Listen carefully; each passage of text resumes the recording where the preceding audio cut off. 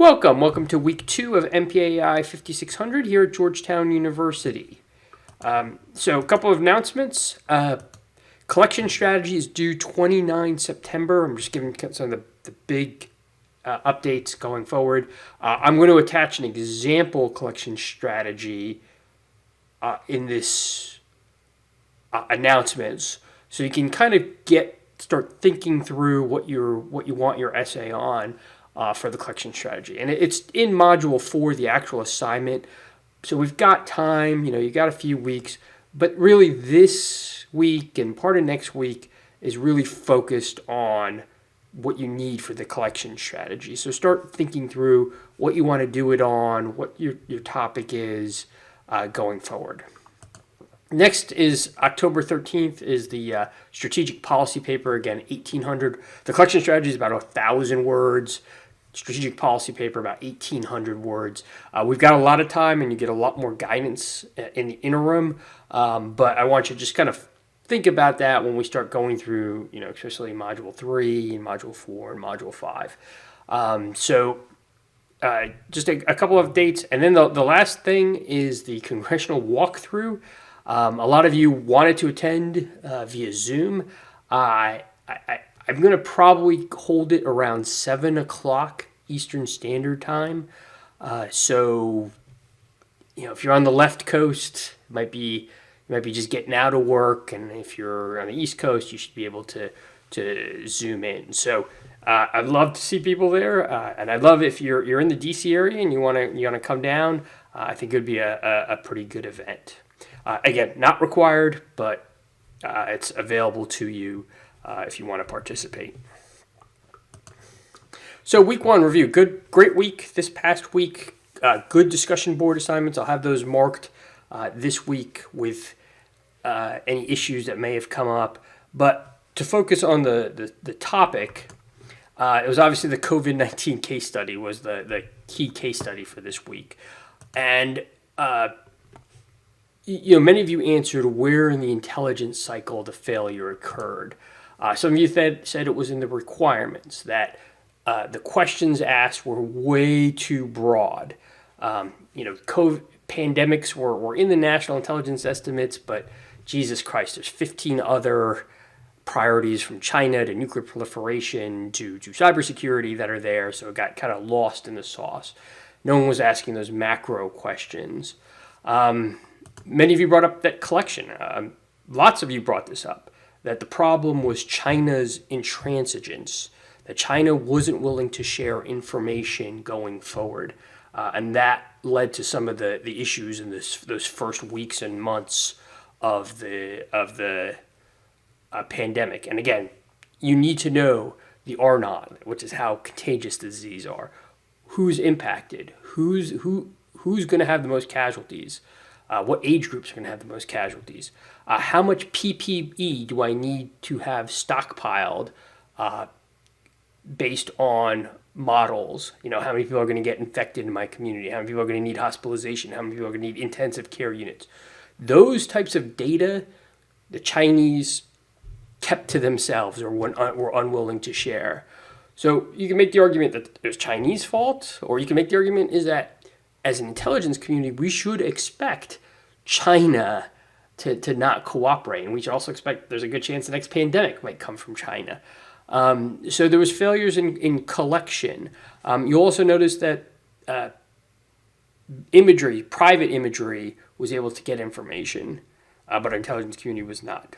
The Chinese version of Twitter was exploited for open source information. The Wall Street Journal got information from their contacts, but our intelligence community did not. So you can make the argument that is a massive failure in collection, and we should be better pre-positioned to deal with pandemic early warning.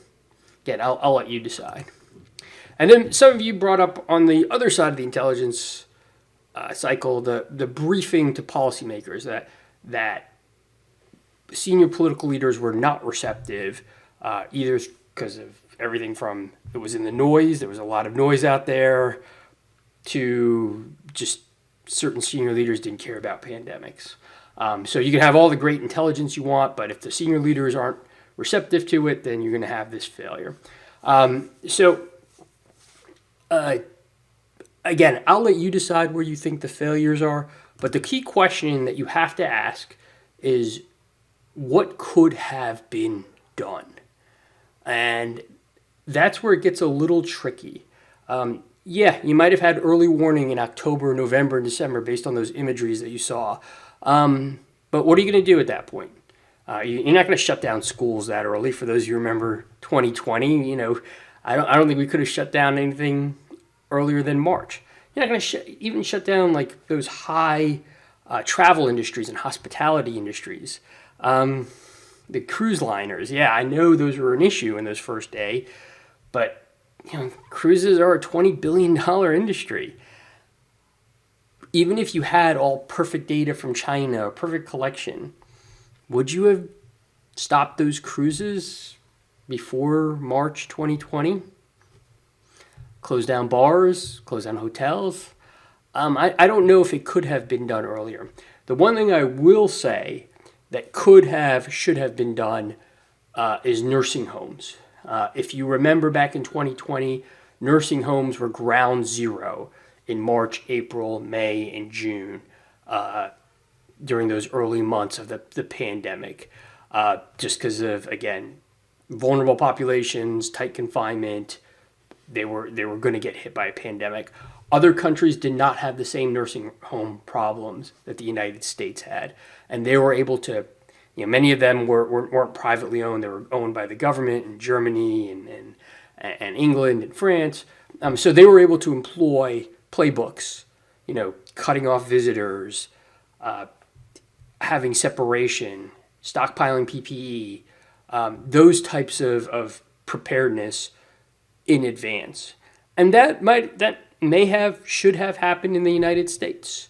That when we knew that there was a disease in China and we knew China was shutting things down, we should have pivoted to nursing homes where the vulnerable are, where the elderly are, and implemented measures on that level. And I'm hoping that might be the lesson for the next pandemic. Again, I don't think we'll shut down things early based on disease warning going on in Africa or China. I don't think we can even wear masks. Masks are, pandemic is still circulating, but try getting people to wear masks now. It's almost impossible. I don't think we would have been able to do that any earlier. But again, those vulnerable populations, those nursing homes, what I call stockpiling PPE throughput, right? If you know that, hey, we're going to need this much PPE per patient because this is what the disease is, that could have been advanced a little bit earlier. So I asked that question, what could have been done? You're going to see that in every case study. And I'm going to ask that question in every case study from Pearl Harbor all the way to the October 7th Israel attack. If you had enough intelligence, what could have been done to mitigate the risk going forward? So good case study, or good comments on it, and just keep those lessons learned in the for the remainder of the class as well as your future professional careers. So week 2 preview. So the collection will be this week. If you've never heard of the terms humint, sigint, geoint, you will by the end of this week. I talk about it in my lectures. The Lowenthal talk about it. The one thing I just want to add is there was one chapter missing from the original. I've updated it already, but for those of you who jumped ahead, please go back and read chapters 4 and 5 in the Lowenthal if you haven't done so for this week. And then the UBL case study is going to be the case study for this week. How did the collection cycle and how did the INTs contribute to the capture of Osama bin Laden? We're going to be talking about failure a lot in this class. This is the opposite. We're going to talk about success for this case study. And the one thing I also want to add is that the documentary I added as well. So if you jumped ahead, one of those couple of students that jumped ahead, go back, watch the documentary before you jump into the UBL case study in depth. So I look forward to the questions. If there's questions or issues, let me know, and I look forward to your comments this week.